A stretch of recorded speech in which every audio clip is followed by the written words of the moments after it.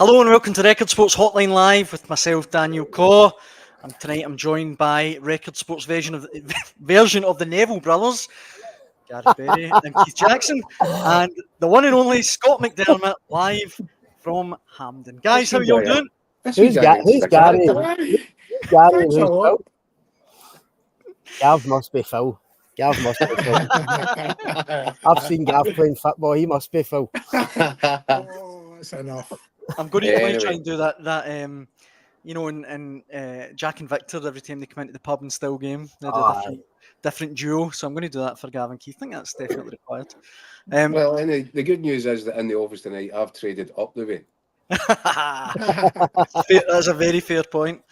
Right, I think the best place for us to start is not at the office, but at Hampden, the National Stadium. Scott McDermott. Scott, you're there, obviously ahead of Rangers showdown. Champions League qualifiers against Dynamo Kiev. Do you think they'll do it tonight? I think they will, Daniel. I don't think it's as cut and dried as maybe I first thought when I left Poland last week after the first leg, because I thought coming away for that game, Rangers were the better side. I was disappointed in Dynamo Kiev. I didn't think they were up to much. And I thought after Rangers get a good victory over Motherwell at the weekend at Hampden, they'll be ready to go for this one. Now, obviously, they did win on Saturday, but I'm slightly concerned with the second half performance they put in. First half was really good on Saturday, looked really dangerous, really good attacking intent, played some good stuff in the final third. But the second half, I think I mentioned it in my match report, the atmosphere and the performance both kind of dipped at the same time, and those two together made it a tough watch in the second half for the Rangers fans. So that's put a wee bit of doubt in my mind. Obviously, Dynamo coming here, will it suit them coming away from home, playing a bit more counter-attack? Maybe a bit less pressure. I don't know. Listen, I'd still fancy Rangers to get through, but I don't think it'll be easy. So do you mean your euphoria has worn off from the first leg, Scott? My euphoria? It certainly wasn't any euphoria when Big Dessers put that goal in. No, as I say, honestly, after the first 10-15 minutes in Poland, I actually turned around to the guys in the press box and just said, I don't think Dynamo Kiev are too hot. Obviously, we didn't know going into it just how good they were after the Partizan game. You see that scoreline, you think, wow, 9-2 or whatever it was in the previous round. But I just thought they were ordinary, Jacko. I agree with you, Scott, but at the same time, you could argue they could have been 3-0 up by half time with the tie just about in the bag. I know. So it was an odd 90 minutes, wasn't it? It was, because Rangers could have scored a couple as well. Obviously, McCausland's shot hitting the post. But I thought the second half Rangers were by far the better team. And Dynamo couldn't get out their half in the second 45. So as I say, I came away for that thing. Rangers will sail through the second leg. Listen, I think they should be beating them. I think they need to beat them for obvious reasons. But I wasn't as an I was quite surprised Clement was so full of praise for them after Saturday, just because I thought he'd have been disappointed in the second half. As I say, that just kind of dipped in performance. And I think most people accept it when Czerny came off.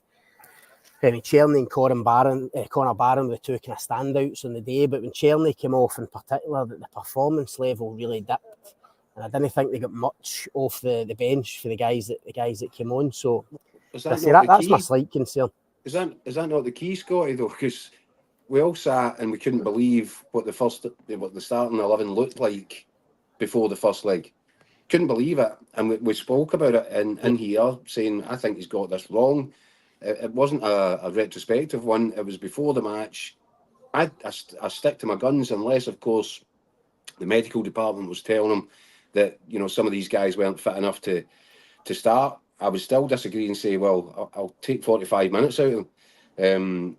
But Dujon, Sterling, Czerny, they have to start. And if they don't start, then it might be a more difficult night than it needs to be for Rangers tonight. I personally would go with what we talked about before the first leg, with Dujon, Sterling in midfield next to Connor Barron, and allowing Diomande to get play a little bit further up the pitch. I wouldn't start with Tom Lawrence, for example. So I think it's one of those. I'll reserve judgment on this. I think Rangers might edge it, but I'll probably need to see the team sheet before I'm certain about And it. Hefty on the left, that's the other one, isn't it? He needs to start on the left. Yeah, I think I mentioned Jeff on the left before. I think Jacko ridiculed me at one point for suggesting that move. But Well, Did, I Scott, I think remember what you you did. said, Scott, to be fair, what you suggested was start with Hefty at left wing and do John Sterling at right wing. Right wing. Maybe. Nah, I think I said one of them. No, you didn't. Said both. It was Walter Smith on steroids. Exactly. Yeah. And listen, I've seen fans online suggesting that tonight, no Sterling in the right, obviously Cherny in the right, but No, Sterling in nobody would suggest that. No, Sterling in midfield and Hefty on the Sterling, left-hand side. Hefty on the left hand side. So I'm not sure. Yeah, but I don't think the team will change that much. I mean, I expect. I think Cherny will definitely start. I mean, I'm convinced he'll start after Saturday, but I'm not sure about Sterling. Honestly, I'm not sure he'll go away. As me and Jacko discussed before the away game, I thought we'd been maybe a bit more defensive. Mm-hmm. He would maybe go with that three in midfield, be a bit tighter. But obviously Sterling wasn't fit enough, and he goes with Lawrence. I mean, Lawrence has started pretty much every game pre-season, start of the season. He's the only, if you're discounting Todd Cantwell and Ianis Hagi, which obviously we are, Lawrence is your only natural number 10. And I think in a game they need to win tonight, I'd be surprised if he suddenly just puts Lawrence on the bench and puts Diomande forward.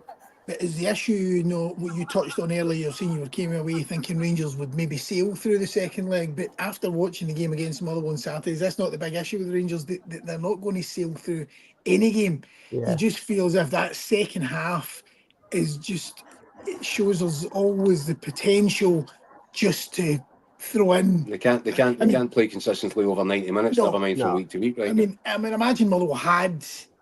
And you're right with Clement, because when you're listening to him post-match, certainly listening to his Rangers TV interview, I was wondering, I'm thinking, is he watching the same game here? Because he actually mentioned, I think he said Jack Butland had nothing to do, or pretty much nothing to do, something along those lines, completely ignoring the fact that he fingertipped a shot round.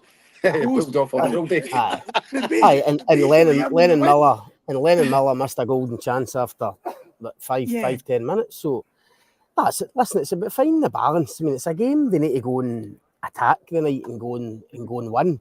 But as you say, at the same time, I still think there's a bit of vulnerability there defensively. But that's why, Scott. I keep going back to it. That the first leg, it turned on the substitution that when Sterling came into the pitch and into the middle of midfield. I thought the game turned. I know you said you thought the whole second half. I wasn't so convinced about that. I thought it was sort of much of the same as the first half had been until the changes were made, until Sterling. I thought Rangers got a grip in the game when Sterling went into centre midfield. Oh, completely. So completely. I would struggle to wonder why on earth you wouldn't put him in from the start tonight. But he has a bit of a conundrum though, Sterling, Jack, wouldn't he? Because listen, I agree with you. I think Rangers are a better team with Sterling in it, but I'm just not sure where. I mean, I just think if James Tavernier had left, to me, Dujon Sterling's the ready-made replacement. I mean, he just steps in seamlessly. He'd be a totally different type of right back, but I think he'd be a very, very good right back. Maybe a bit more like Alistair Johnson at Celtic, dare I say, strong defensively. Good 1-on-1, stuff like that. Maybe the stuff that Tavernier's not so good at. But while the captain's still here, I'm not sure where you go with Sterling, because as much as I think he does a job for you in midfield, I don't think technically he's good enough to go and dictate a game for you. Do you know what I mean? So, listen, it's just where you fit him in. I mean, they've got three in there. If Barron and Sterling sit, Diomande, of course, can get forward. He's probably the most likely of the three to try and push on to that number 10. But none of them are natural attacking midfielders. So, I think it's a difficult balance. But is Tom Lawrence not the high risk of being a sort of a luxury you can't afford in a tie like this? Because I'm yet to see. I look at statistics. I look at his overall game. I know he's capable of moments and the potential match-winning moments. But they're very fleeting and few and far between, aren't they? And Jacko's right, and that position is so key in the system and what If Clomont's trying to do. But Tom Lawrence doesn't have the legs, does he? By the way, Gav, see if you're playing against a team and you've got 90% of possession, then yes, you need as many creative players in that as possible. Mm-hmm. If your fear tonight, and Clement has spoken about this, is that Kiev might hit hard and quick on the break, then you need a midfield that's prepared to work back. Yeah. And I'm not convinced about Tom Lawrence in that. In fact, we saw him trying to play that position against Carl McGregor, I think and be posted missing. Yeah, lovely strike of the ball, great set piece, but you're right, legs. He doesn't have the work rate to get up and down, does he? But that's what I'm saying. I don't disagree with you, but we thought it was a luxury getting into that Celtic away game, as Jacko touched on, and when he had the job on McGregor and didn't do it. Mm-hmm. Then we talked before the Dynamo first leg, and we thought it was a luxury, but the manager keeps playing him. So he keeps playing Scott Wright as well. Well, so a home game where they need to go and win. I'd be surprised if he leaves him out. I must admit. Scott, Keith actually stole my thunder there. I was going to ask about Scott Wright. He started at the weekend again. Obviously, he seems to invoke quite strong feelings from Rangers fans at the moment who don't think he should be in the team. Do you think he'll, not just start tonight, but or play a significant part? Will I start tonight? Good question. There's every chance, because it feels like every time you think Scott Wright isn't going to start, he starts, basically. The strange thing about the weekend, I don't know if he's probably did pick up on it, but I mean, Clement's press conference, when he spoke about Hefty coming in at half-time in the Kiev away game, I mean, he was quite cutting, Philippe Clement. He basically said, when players come in and they don't do the job well enough, then they get replaced. And I thought, that's a bit of a dig at Scott Wright. I'll be surprised to see him start. Then he's straight in again against Motherwell. And listen, he did okay in the first half, and Rangers were playing well. So listen, I don't know.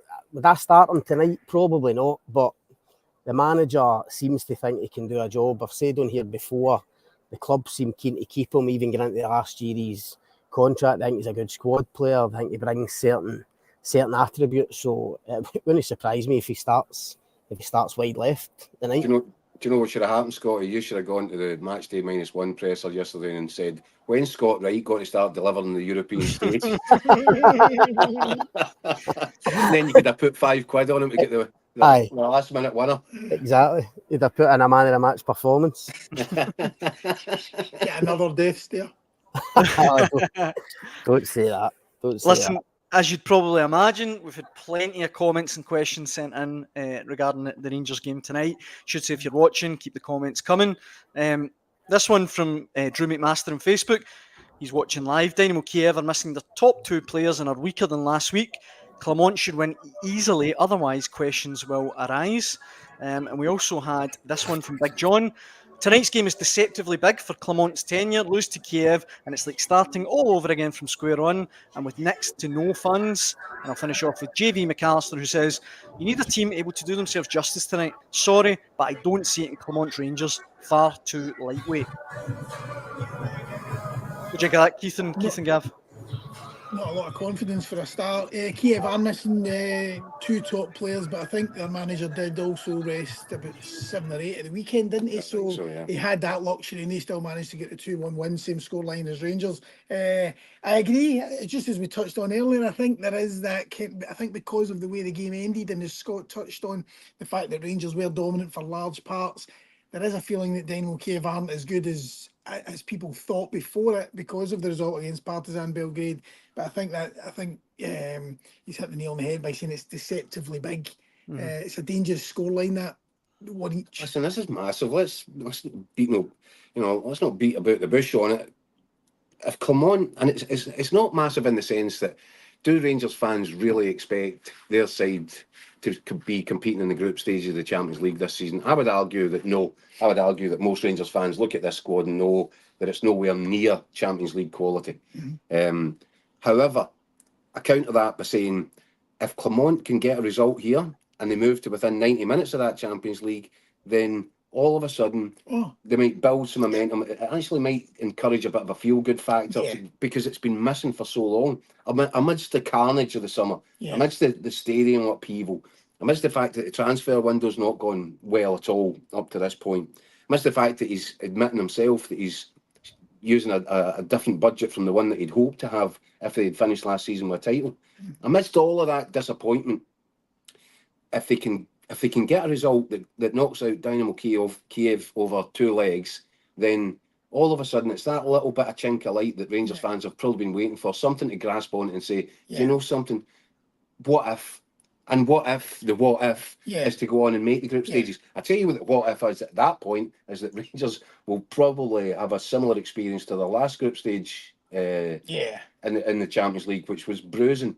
But as Clement said the other day, well, if you'd take a bruise for 40 million quid. Oh no, you would, And Rangers are in that position right now. And let's not forget the golden chance here comes from the fact that they got a extremely favourable draw. We were talking about it earlier, Scott. I mean, Lille or Fenerbahce compared to 20 or Red Bull, they're kicking off right now, actually, aren't they? Or kicked off at 6. So that's right. We'll know before that game starts who goes through. 2-1, so that one's tight. But I mean, what a chance! I mean, if you'd said at the at the start of the season you will play 20-inch or Red Bull Salzburg for a place in the Champions League group stage, you would say, oh my God, what a chance we've got. But I think there is, and I think this is the issue. There's just so much, we touched on it last week before the first leg, there's just so much negativity around because of the way last season ended. And I think it's going to take something like Keith said, like a result. Something to spark it needs a performance or something really to get everybody going, because there's the Hampden factor and everybody just seems to be down on everything. And that's where Clement's got a tough job. It's how does he turn that around? Something like that could spark it. Getting into the group stage would definitely spark it. But Gav, in terms of the apathy in the last Scott, we're hearing a lot of rumours floating around that Hampden's not going to be anywhere near capacity tonight, which, for a match of this magnitude, that kind of strikes at the heart of the unrest amongst the Rangers support right now. Now, if they can get through this, they'll pack it out for the next one. You can be absolutely certain of that. Scott, what are you hearing about that, by the way? Looks pretty quiet just now.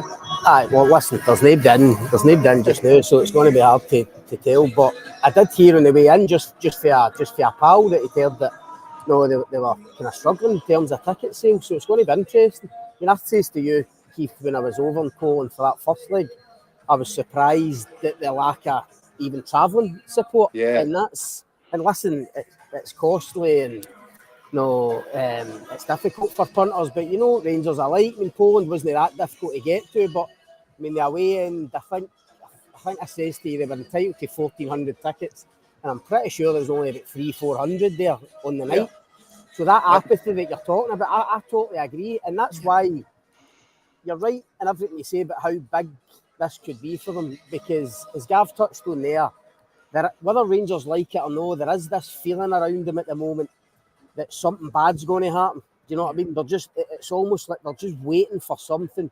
Whether that's getting knocked out of the Champions League here the night or in the next round, whether it's a bad result here that's unexpected, like Motherwell almost taking a point at the weekend.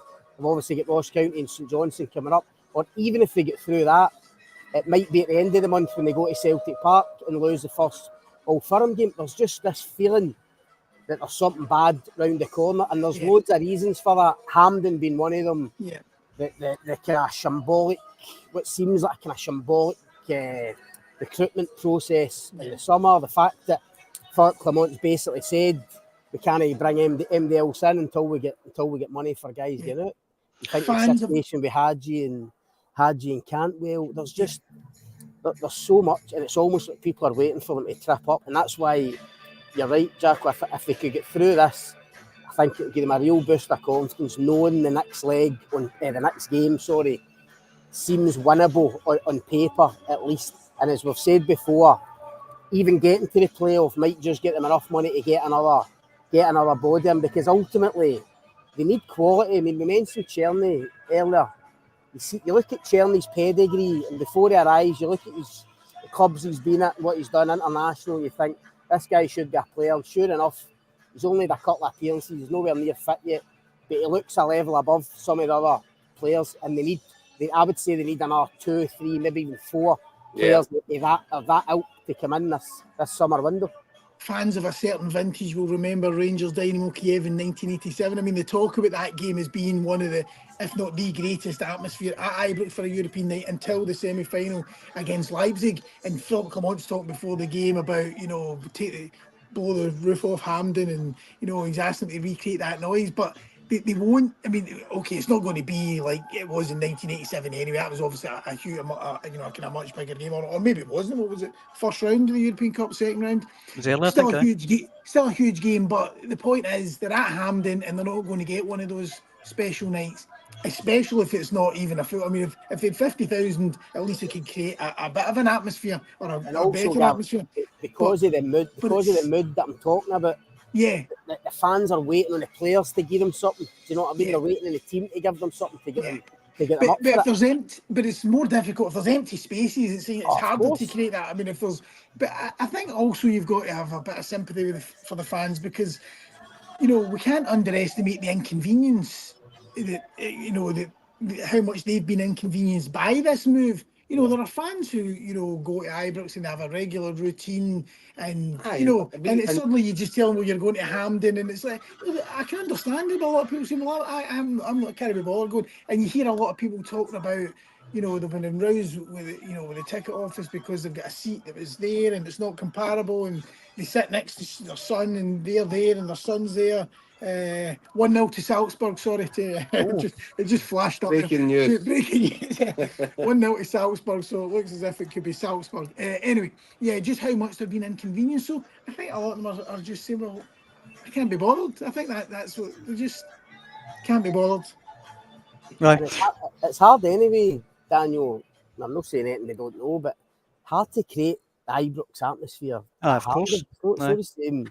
It's not the same stadium. It's not got the same feel about it. The fans are further away.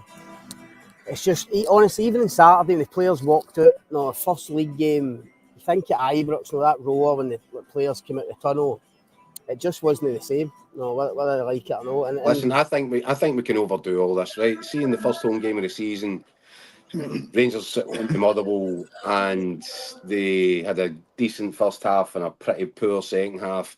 The place would be growling.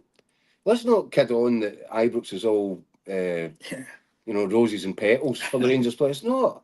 So there would have been, and they would have heard the groans, because people talk about it all the time. It's not a place to think that you can just go and we'll get love bombed here from this. You don't. If you're not performing, you'll get it. Yeah. The players actually just need to stop even considering that to be an issue, and they'll find, as is always the case, no matter what the circumstance, what club you're at, victories and results build the atmosphere. Yeah. And there's an obligation on the players and on the manager to start turning this around and changing the mood music. And they can only do that by going to, into games like this tonight, getting the results and building a bit of belief. It's the belief, Scott, that meant, or a lack thereof, that meant hardly anybody could be bothered making that trip to Poland. They didn't believe in their team.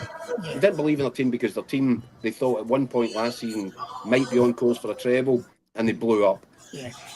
And they don't believe in the guys running the club because they mess their stadiums in.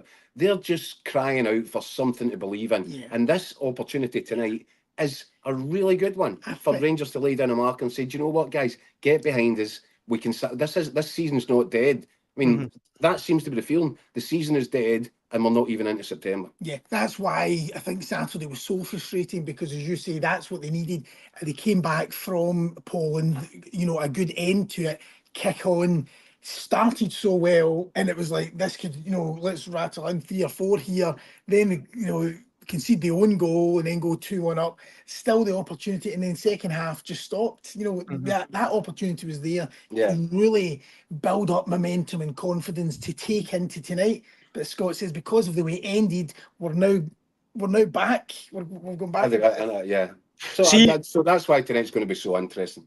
Before we let you go, Scott, I know you have pre-match duties and what have you. Plenty of comments coming in live, and as I say, if you're watching, keep them coming. Wallace McLaughlin, who's watching live on YouTube, he says, yes, Rangers will get through this and the next round. And what we've done to the coefficient, as other clubs haven't for the past 10 years or so, we'll have to do it ourselves as usual. Scott, you know I like putting everyone on the spot. What's your predictions for tonight's game? I think it'll be tight, Daniel, as I say. I don't think it'll be as easy as maybe I first thought. I'll go for a 2-1 Rangers. 2-1 Rangers win. Squeezing through. Well, we're doing predictions, guys. Gav, Keith, what do you think it will be tonight? I've already played my card. I'll go with Scott. I'll say 2-1 Rangers as well, but only if Clement picks the right 11. And I'll wait till I see that before I'm absolutely convinced one way or the other. I'll say 3-1. Can you get a nervy 3-1? I don't know. 3-1. No, I think it could be nervy, but 3-1. For what it's worth, I think Rangers will win 3-0 tonight. I thought Kiev were rotten last week. Really poor. I think you might see a different Kiev side tonight, and I think Scott's already sort of hinted at that, and Clement's hinted at that. This might suit them more. Coming away from home, the onus isn't on them to get forward. They can hit in the counter. That's where they're really dangerous. That's where they're really quick. And that's exactly why Clement needs to pick the right midfield. Because if Rangers don't track their runners when Kiev are breaking on them, they'll end up in a world of trouble. You should say as well that it's now 2-0 to Salzburg against 20 Eschede in, I think it's in the Netherlands, isn't it? So they're 4-1 up. They're 4-1 up in aggregate, so they've got 1 foot, you'd have thought, in the playoff round, Scott. At least Sam Lammers kind of come back to haunt Rangers and get a winner the next round, because that was an absolute certainty. Very good point. 20 get through. I think we fancied Salzburg before that tie, didn't we? But I think 20 getting the goal, 20 got a goal in Austria, I think late on the first leg. We thought, maybe their favourites going into the second leg, but clearly by the sound of it, Salzburg have shown their quality. So it looks as if it'll be them the next round. By the way, somewhere in Holland right now, there's a hotline live with wee guys going off their heads saying, why did we sell our captain?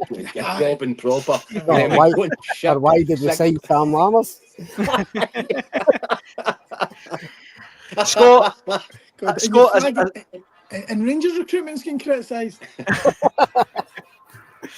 Scott, as always, it's an absolute pleasure. Enjoy the game tonight. No problem. Cheers, Daniel. Cheers, Scott. See you soon. Scott. Thanks, lads. Cheers. All right, enjoy the game. There you go. Scott McDermott live from Hampden Park. Obviously, the Rangers game, guys, is the big talking point tonight, but there's been plenty of other talking points on the Hotline live tonight that people have been getting in contact about. Most notably, Keith, Adam Idah, the transfer saga of the summer looks to be coming to an end finally. Yeah, it was a dull affair, wasn't it, from start to finish? We knew where it was going to get to. There was never any question that Adam Idah wouldn't become a Celtic player. The only kind of thing that you look at and you scratch your head about now is, I did say that Celtic are excellent at, they won't be strong-armed into paying what they consider to be over the odds. They're good in these negotiations. Every pound's a prisoner. But somehow they've waited all this time and still done a deal for in excess of £8 million, rising potentially to 9.5. That doesn't sound like hard bargaining on the part of Michael Nicholson, the chief executive. In fact, when you look at the sum involved, you think, well, surely you could have just, paid a little more at the start. I don't mean pay more than that. I think the price might have gone up during the negotiations. If Celtic had gone about this and not tried to lowball Norwich, then I'm sure they could have got a deal done weeks ago. And perhaps Brendan Rodgers wouldn't have had to go into the season, wrapping Kyogo up in cotton wool and frightened to death about what happens if he gets an injury to him. This doesn't strike as good, particularly. I don't mean the transfer itself, because I think Adam Idah will be a terrific addition to the squad. We know what he can do, and I think he'll only get better. I don't think we've seen what his full potential is, and I think we will see that now over the next couple of years at Celtic. So in that respect, it's good business. But I just don't understand it. I'm now really struggling to understand why there was such a delay, because that looks like top dollar. So it's not a case of Celtic have, knocked the price down substantially over a period of time. If anything, that looks to me as if the price went up. Yeah. So that's good, and it's a relief for Celtic fans that they've got that the striker situation, or at least partly addressed, because Brendan Rodgers has said that he wants 2 strikers in. But I still think there's 3 or 4 others that Brendan Rodgers will want in. And so much time has been kind of frittered away here over the Adam Idah negotiation. You wonder if Celtic had their eye on the ball with the other guys. Yeah. Because the problem is, they've been in a negotiation with Norwich since the end of last season to get this Idah deal done. Yeah. They've now just got over 2 weeks left, and they'll need to bring in at least 3, maybe 4, maybe even 5 in the space of just over 2 weeks. So from a Celtic point of view, you hope they've got their ducks in a row here, because things could become pretty volatile if amongst the Celtic support, if they get to the end of this window and really their squad is no stronger than it was at the end of last season. That's exactly as Keith says. I mean, Idah and Bernardo were 2 players who were on loan last season. That's the 2 that they've done the deals for. As you say, they should have been the easiest ones. You know, having already spoke to clubs and says, look, we're going to make these permanent. You know, this is what we'll pay, or even having a purchase option and written into. Well, that's standard. That's standard practice. If you loan a player in January, you try and negotiate a flat fee, which can be triggered if all sides are happy with it. Here is what we'll pay. And by the way, that fee probably would have been about 5 million. But, and that is the irony, but isn't it? You have fans who were screaming at Celtic to spend money, spend big, and then they spend big. This is ridiculous. Is it really worth that? You think, it just shows you just cannot, you just can't win. But I mean, I've seen a few people making the point, and it's quite correct to say that. I mean, if Adam Idah had been a Celtic player and did what he did from January to May last season, how much would they demand? You know, if someone else wanted to buy him, you know, you see it now with Matt O'Reilly. So just pay. Just pay them. Celtic have sold a young kid that had no first team football. Oh yeah, exactly. To Stoke for 3 million. Yeah, for 3 million. Now, exactly. If you're going to sell a guy that can't get into your first team for 3 million, then what do you expect? Yeah.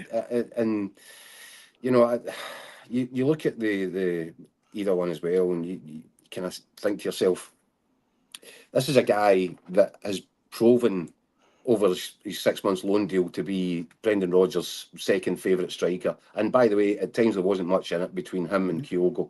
On the other hand, was allowed to leave, but he left for Genk, for 4 and a bit million. Yeah. So if you're Norwich, you're looking at that going, well, you want him because he's an upgrade on this guy that you've just sold for 4.5 million, and you're offering me 4 million for Adam Idah.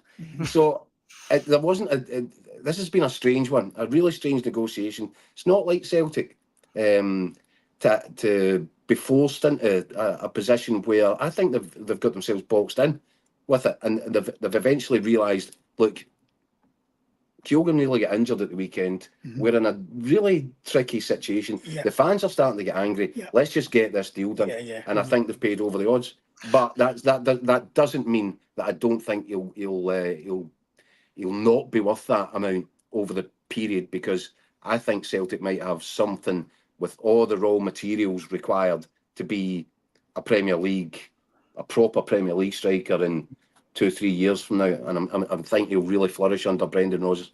Yeah, sorry to go off piste again, Dan, but that's the Rangers team just out in Scotland. Oh, interesting. Go for it. He's right and he's wrong. He was right on Tom Lawrence. Tom Lawrence plays, but wrong on but Hefty starts. So Scott Wright, Hefty as well. Did he? No, because I think Daniel said, do you think Scott Wright will play? Did you not? And then you said that it wouldn't surprise him. Anyway, Hefty plays. Oh, right, read out the starting lineup first, Gav. Scotland, Tavernier, Suter, Proper, Yilmaz, Diamande, Barron, Lawrence, McCausland, Hefty, and Dessers. Okay. So it's almost no Tierney, as we thought. And no Tierney? No, of course not. Sorry. That's wild.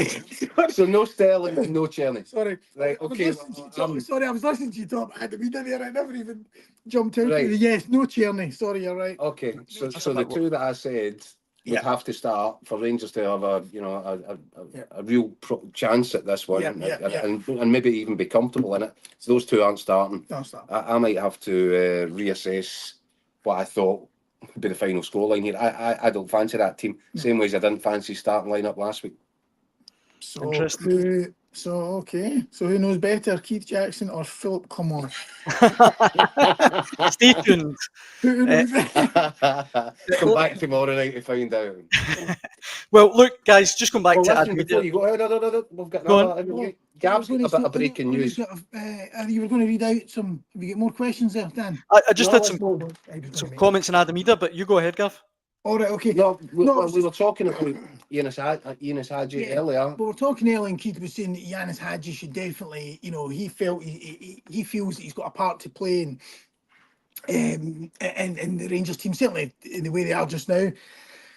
Of course, he's been playing for the B team, scored a hat-trick against Derby County on Saturday, and even at that point on Saturday, I was working on Saturday morning, and fans were saying send a taxi up to Auchenhowie and get a taxi from there to taxi to Hampden. So obviously some Rangers fans keen for him to play. It came out last night that he's actually got a clause in his contract, which when he plays a certain amount of games will be triggered. He's currently on 99 games. So if he plays a certain amount of games, 100. you would assume it'd be 100. Triggers a wage rise. This seems to be the reluctance for Rangers to play him. Whether it's Do you know what the figure is, Gav? club, well, I spoke after reading that story last night. I thought, well, that's interesting. Everything starts to add up now. So spoke to someone who should know, and they told me it's in the region of £6,000 a week. Now he's got 2 years left to run in his contract, but around about £6,000 a week if he triggers that clause. So it seems to be that's the reason he's not playing. Again, can somebody make sense of this for me? For £6,000 a week, right? So you've decided, and even if you've had the conversation, Ianis, thanks very much. Yeah. You're not going to fit into my team here, right? Okay. Well, if I pay, let me think, £6,000 a week, you might be here at the end of August. Well, that's a few weeks. Rangers right now are trying to get into a competition that will earn them in excess of £40 million to qualify. Why are they balking about paying a guy an extra £6,000 a week? Yeah. I totally get your point. I suppose what you would maybe counter that with is to say You might end up stuck with him for 2 years and he's on an increased wage. you've then got another. You're trying to. It doesn't matter. You're trying to bring the wage bill down. It's a gamble. Okay, it's not a huge gamble, but it's still a gamble at a time when Rangers are trying to get their finances sorted and wages get all the wages But sorted. they're trying to qualify for the Champions League, Yeah, and the squad isn't equipped for it. And Tom Lawrence is starting. Yeah. And you've got a guy in Hagi who was playing at the Euros a couple of weeks ago. Yeah. Should be one of the biggest assets of their football club because of that. Yeah. And other clubs, if they are interested, are now looking, saying, "I'm looking at your starting 11. This guy can't get in there, and you're trying to ask me for £3 million. Yeah. No chance." I suppose there's different strands to it. What you need to know first of all is how much the manager wants him. See, if the manager thinks he is a guy that he can hang his hat on, and he thinks, right, Hagi is going to be a real part of my team, then I'm sure he would be going to the board and saying, well, let's just pay the extra £6,000 a week. But if he doesn't, he can sell him before the window. He just needs manpower, and he's talented options, and he's only got one number 10 right now, and it's Tom Lawrence. And I think we're agreed Tom Lawrence is some way short of the required standard. But it's funny, it definitely is.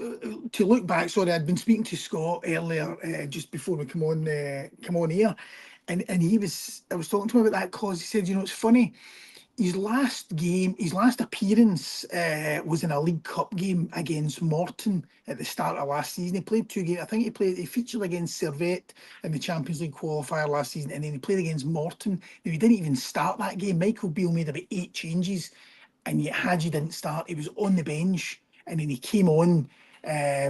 He came on for I think half an hour or something like that. And then after the game, Scott was saying he remembered them doing something in that game which was quite bizarre. And I look back, he took his shirt off at the end and gave it over to one of the ball boys. So they obviously knew then. He obviously knew that was it all coming to an end. It was this clause that he'd been told about this that the club weren't willing to pay that extra wage and he was going to have to go. So he then went to Alaves. But the bit that I can't quite understand either is that Michael Beale came in December 2022, and it was only weeks later that they handed him the contract extension.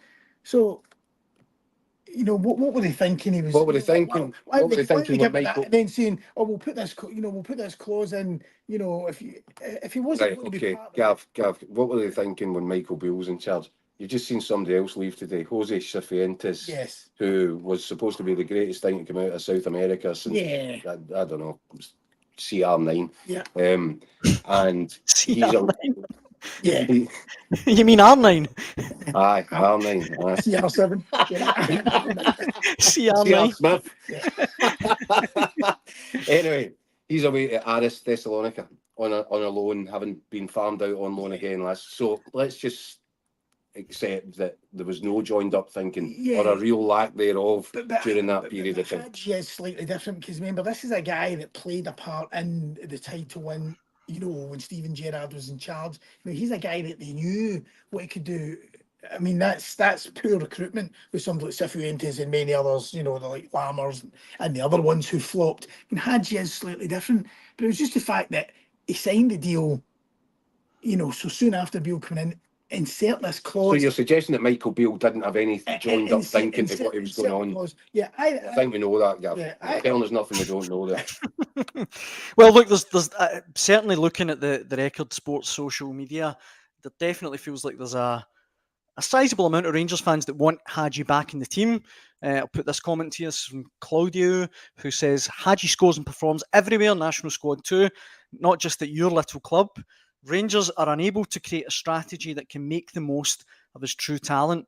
I'm not sure that sounds like a Rangers fan, Daniel. I think that might be a Romanian fan. This one, I think, is a Rangers fan, William Hayes, who says, I'm happy to let Hagi do his talking while he's walking away. The guy's nothing more than a poser, just another wannabe. Seems a bit harsh, to me, but...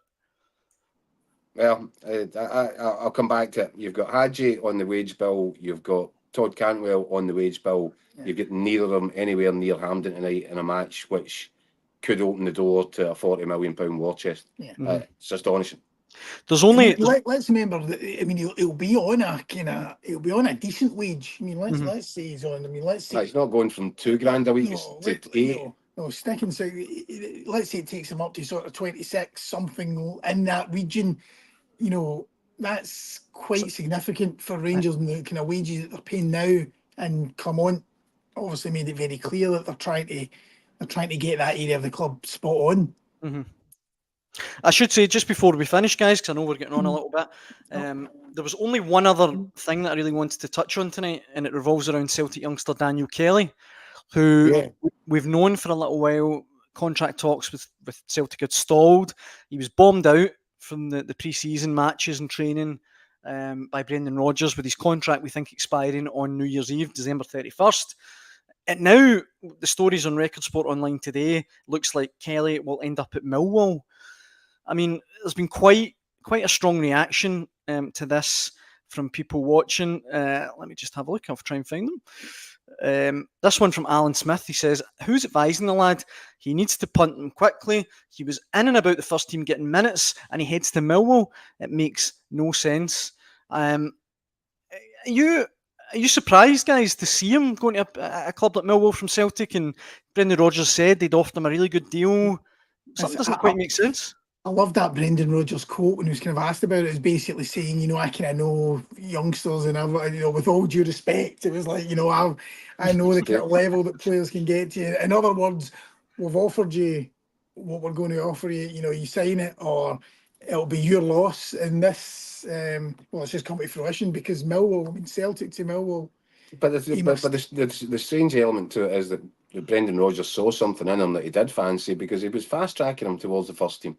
There's no doubt about it. He was getting a bit of game time, more than most do at that age. Mm-hmm. So there was something in the player that Rodgers had identified that he thinks there's a talent there. Yeah. But I think maybe the boys overestimated his own ability, or certainly has disagreed with the valuation that Celtic and Brendan Rodgers has put on it. It's a shame. There's a real danger when you go down to that sort of level of the English game that you just disappear. Yeah. Some players go down there, absolutely thrive, and you hope that will be the case for him. But I think he's been a little bit impatient there, especially if Celtic were prepared to make him, what they think was a fair and reasonable offer. I guess only time will tell if it's the right decision. Guys, I think that brings us to the end of tonight's Hotline. Which is the exact same as me and Big Phil.